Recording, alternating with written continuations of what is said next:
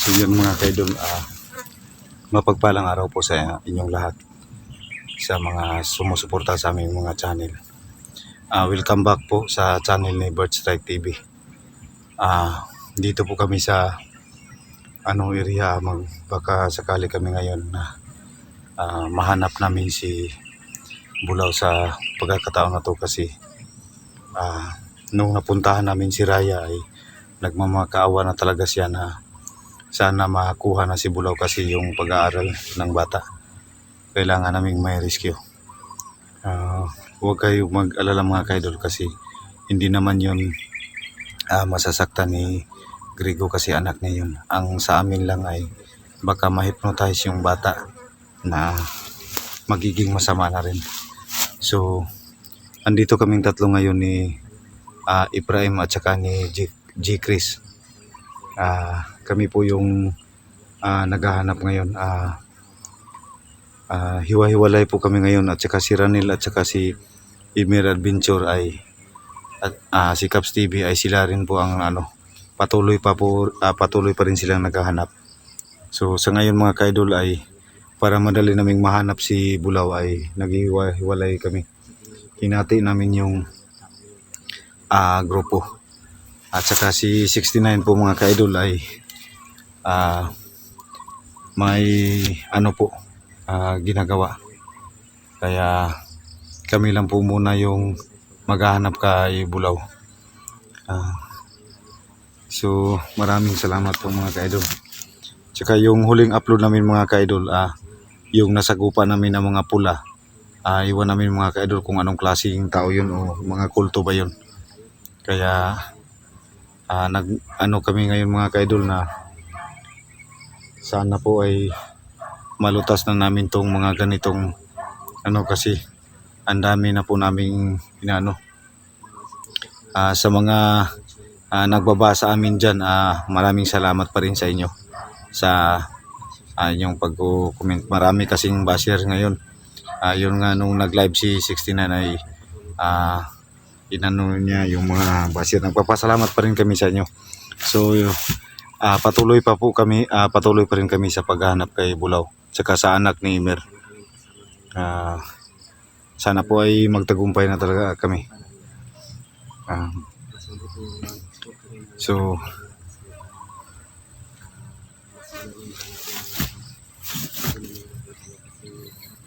sana po mga kaidol na makita namin.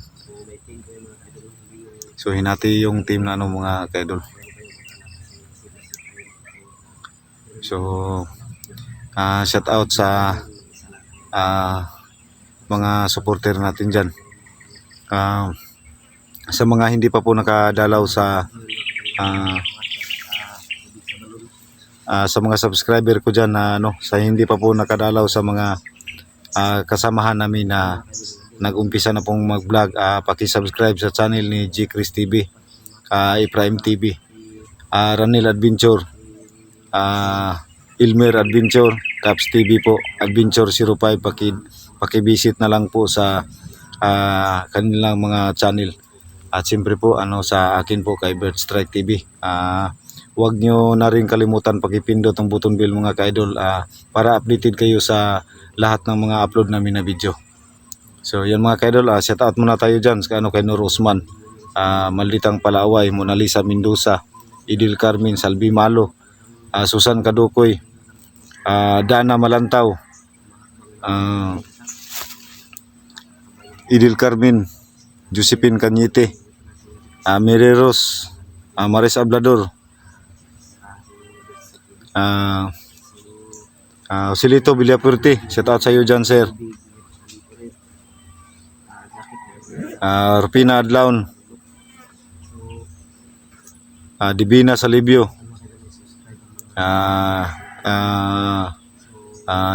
Lin Hugo, shout out sa iyo dyan Dol. Sa mga hindi pa po namin na subscribe na lang po sa inyong lahat dyan, at mag-iingat po kayo sa sa inyong kanya-kanyang trabaho. Ito pong explore namin ngayon mga kaidol ay sobrang critical po itong area na papasukin namin, pero gagawin po namin to para sa bata na si Bulaw, sa anak ni Raya. Kaya sana po suportahan niyo pong mga channel namin mga ka-idol. Paki-subscribe talaga. So yan mga ka-idol, patuloy kaming maghahanap sa kanila. So saan si Tol? Saan pumunta si 69? Ano din siya ng oras sa kanyang pamilya kasi sabi niya na minsan lang talaga tayo makasama sa pamilya dahil busy tayo. Oh. Kaya ayun, naglaan siya ng oras. Maganda din yun kasi kahit busy siya, pinibigyan niya yung pamilya niya. Alam mo naman na tayo, wala tayong yung mga anak kasama So, natin. Yun ang mga ka-idol. Ngayon ko lang nalalaman na naglaan pala ng oras si 69 para sa kanyang pamilya kasi minsan lang mangyari kasi palaging busy sa pag-i-explore. Kaya yun mga ka-idol. So maghahanap kami ngayon mga ka-idol na hindi namin alam kung andyan ba o ano na naman yung makasalubong namin. Ang sa amin lang mga ka-idol ay sana ligtas kaming makauwi sa aming kanya-kanyang tahanan. Kasi di namin alam kung ano talaga yung mangyari. Ito po yung pagkakataon mga ka-idol na talagang napakadelikado ang lugar na to. Kasi akala namin na okay na kami kasi nakuha na namin yung silong hair. Pero hindi pa pala mga ka-idol, marami pang mga nakaabang na So sana po ay malutas na tong problema na to para sa ikaunlad ng kasamahan namin. So andun si So yan mga ka-idol, good morning sa inyong lahat dyan at mag-iingat kayo. God bless po sa inyong lahat mga ka-idol. Sana yung hiling lang namin po ay no skip ads na rin po. Malaking tulong na po rin nagaling sa inyo. Marami talagang salamat at kami po ay hindi magsasawang magpapasalamat po sa inyo. Lalong-lalo na sa team leader namin na si Go 69 at saka sa kanyang asawa. At sa inyong suporta na rin po. Maraming salamat talaga.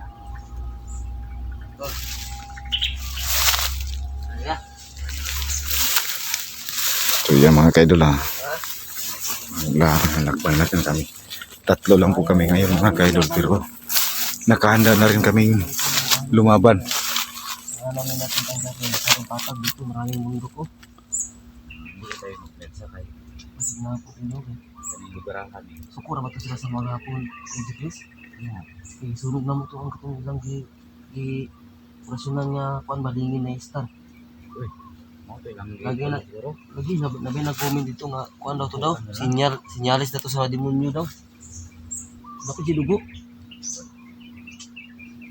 Ang pinagitan ni. Kaya bihag dala yung makita nyo. Kaya mga bihag.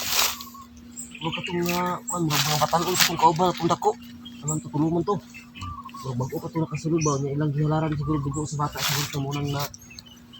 Parang ano ba? Parang nagre-ritual ba? Oh, ritual. Ano yung tawag siguro doon? Kasi ako kanay sa mga ganyan. Natin mga anting-anting ko dahil. Ano ito? Mga kulto ba? Kulto siguro ito no? Kailan kayo mga kulto yan? Sa unang panahon, maugin na ginaingon sa mga tao dito sa mga paraan. Anong kulto daw, masaka ng balay. Ha? Masaka ng balay, magbas, bata, bibili na, bata tigulang. Manigbas. Huwag ito ya, sundang may mga dalaya. Huwag pusil, sundang puros. Tigbas na lang, hindi lang dalag agmas. So yun mga ka-idol mahirap pala kalabanin yung bangon dayon. Kulto. Kasi hindi sila tinatabla ng bala. Yung sabi-sabi pa ng mga matatanda ay talagang yung sa kanila yung parang satanism. Diyos-Diyosan anak. So ngayon pag-suggest niya sa atong mga supporters niya sa sumpa ng mga kuwan. Ayun sila mga ka-idol yung asin at saka holy water ay sinubukan na po namin gamitin sa mga pula pero hindi pa rin gumagana sa kanila. To sobrang lakas talaga nila mga kaidol. Sa mga marunong dyan, sana po ay mag-comment po kayo para sa amin po.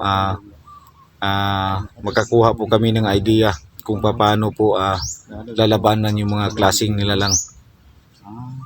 Kahit yung mga baril po namin ay mga lagay na po na holy water, hindi pa rin tumatalab sa kanila.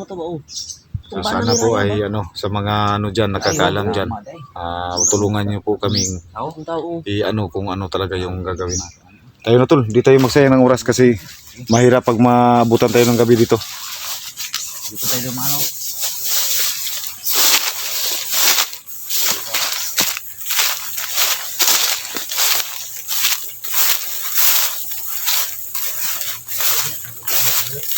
Ha?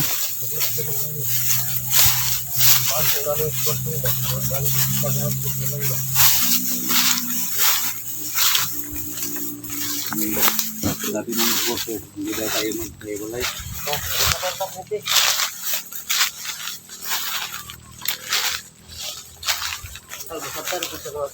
Sana maintindihan ng mga supporters na si 69 kailangan din maglaan ng oras sa kanyang pamilya, no? Oo. Kasi alam naman natin na mayroon siyang pamilya, mayroon siyang anak. So, hindi talaga may iwasang bigyan niya ng oras yun kasi baka iwan siya ng mga tawaan ng mga nangatawan niya pala. So mga kaidol, patuloy pa rin kaming maghahanap sa bata na si Bulaw. At kung pwede lang po mga kaidol ay kung makita namin si Grigo ay susubukan kong kausapin si Grigo sa mahinahon, sa mabuting paraan. Baka madala po mga kaidol para wala ng dugo pa na dumanak at saka wala na ring mabuhis na buhay.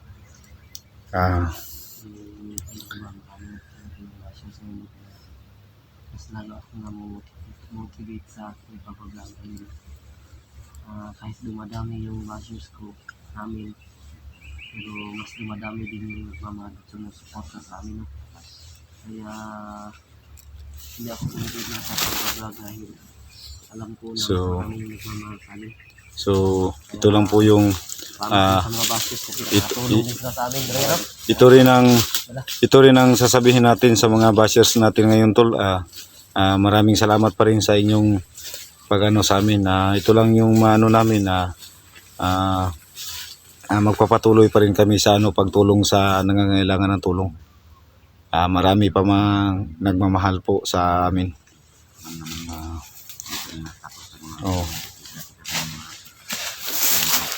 So kailangan namin itong gawin mga kaidol para sa isang bata.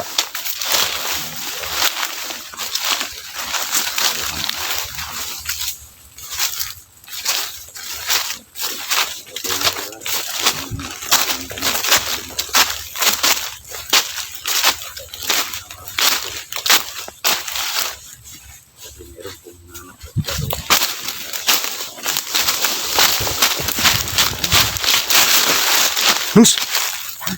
Luz!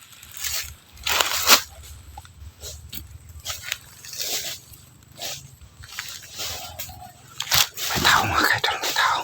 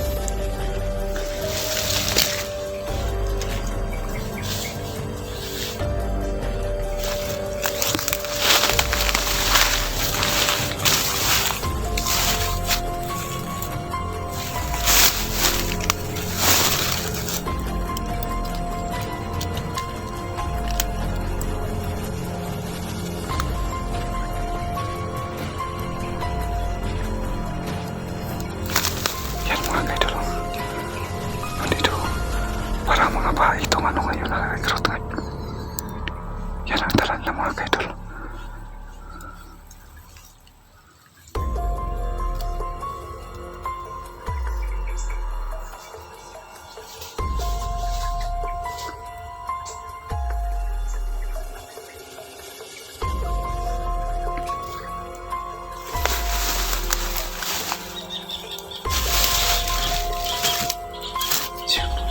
Yung mga kaidol ay kailangan sa malimit lalo para sa